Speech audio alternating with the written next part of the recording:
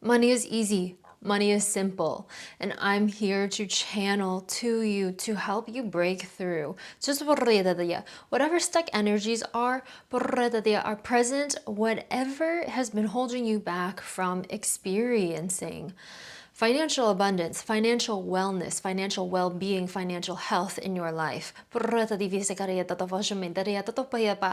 one of the things that I always love to do is create freedom.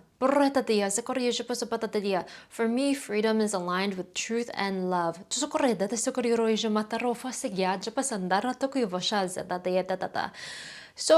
I had channeled this short about how money is a vehicle for freedom. We carry stories from our lineage, stories from our parents, stories from our culture, the environment that we grow up in, that determine our perspective and outlook on money. So today is about breaking through those limitations, and actually they're not limited, they're expectations. We need to change the level of expectation that you have. We need to justify it.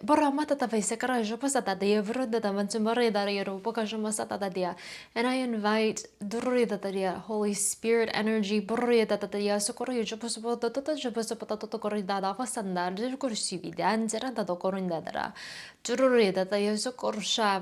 God energy to support you, support all of us in remembering and embodying this level of financial consciousness. Because everything is a relationship. Your relationship to money, your relationship to work, to career, to business, to saving, to giving money, to receiving money, to allowing the flow of money, the movement of money, the exchange of money. All of those are relationships. All of those are, you could say, like constructs or rules that you have set up in your mind. And when there are too many rules, or rules that I hear juxtapose, money cannot flow, because you have set up these like these pipelines in your mind, okay? And some of them are kind of at interesting angles. Like the money has to go here, and then, oh, but if it goes in this wrong corner, it's at a dead end. See, so we're trying to reconnect everything. So there's balance, there's harmony, there's flow, there's continuity. I also hear continuity of breath. So money might be something for you and also for your family that is a source of stress and anxiety.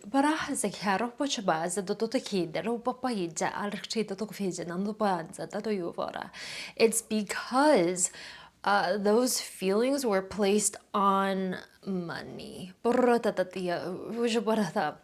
You know, when we personify things, we can give money certain attributes. Like saying that money is fickle, that money is scarce. We assign these qualifiers, these characteristics. And I'm inviting you to release these ideas and to nullify or void all of these characteristics. Why am I seeing blank checkbook? Like checks. Also, I see money flying out.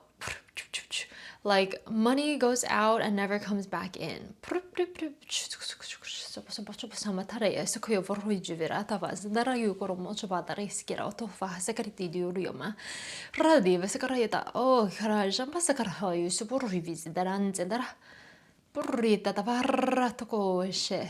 Prontificio, je posso mettere il alla greggio. Maybe you have always seen money going out. Effort going out. And believing that it's not easy for money to return. Or that there are certain barriers or hurdles, barriers to entry for money to return to you. Like you couldn't possibly figure out how to bring in money. You know what's funny? We are very versed in how to spend money and sometimes and how to save money.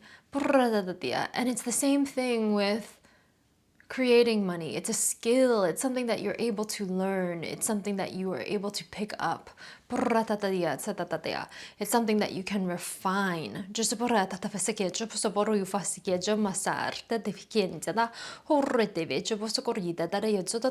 So maybe you might make a commitment to learning the skill of money generation, money creation, finding a return mechanism for money to yourself.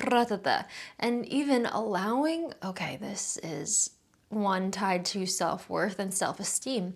Allowing yourself, wow, to, I hear procure, to be someone who procures money, who's able to provide for themselves, and maybe identifying yourself as a provider. There we go. And accessing the provider identity within you. You know, it's really funny because sometimes we attribute the provider instinct to men, yes? Or to masculine energy. There's also a provider instinct in the feminine. Wow. Okay, this is shifting a lot. There's a provider instinct in the feminine.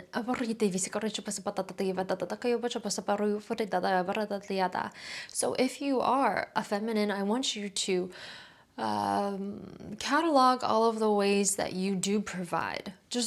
What do you provide?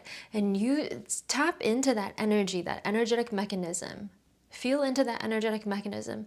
The ways that you provide are the ways that you bring value. You can translate that into money.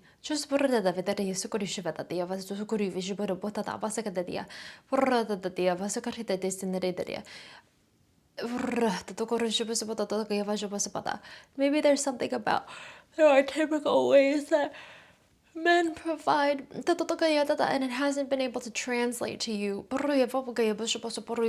because you put maybe some sort of limits on, oh, this is what a man's supposed to do, and this is how masculine does it, and it's being asked to bridge the gap between the two. Bridge the gap between the two because there doesn't need to be a separation or a distinction. It's the same. Is it the same? It's not the same mechanism. It's the same. We're clearing out so many beliefs right now. You might be feeling some heaviness of your eyes too. But that's why this light language is amazing, because it conveys things that I can't always even have the language to communicate, and somehow it hits you where it needs to hit you, and it activates what it needs to activate. Just so I literally hiba I took you and then I look you so as that I took you ba hooky be the high cure who fukian to Sahira. Hurada I say, Poraya. Oh, I God, Bahali Djuribana Madamania. Okay, now I'm seeing ice. I was thinking about the river, but now it's ice. It's like there is something frozen that needs to be thawed within you. And the way that I would interpret this is financial abundance codes or your keys to financial abundance. For you, they are personal. All of us have access to financial overflow, financial generation. And withholding, wait, I'm hearing financial withholding. When you withhold this information from yourself, you have to decide, you have to make the commitment. Are you ready? Are you ready to know? Are you ready to know? Are you ready for this in your life? Are you ready for the level of responsibility that this comes with? Are you ready for a whole host of learning experiences that this comes with? It's a choice. It is I'm hearing a school of learning that you need to electively step into.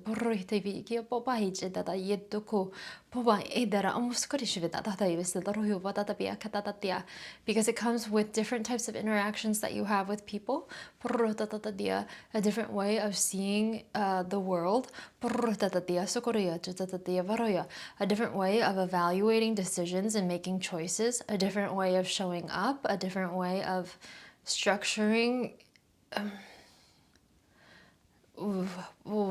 yourself and your life.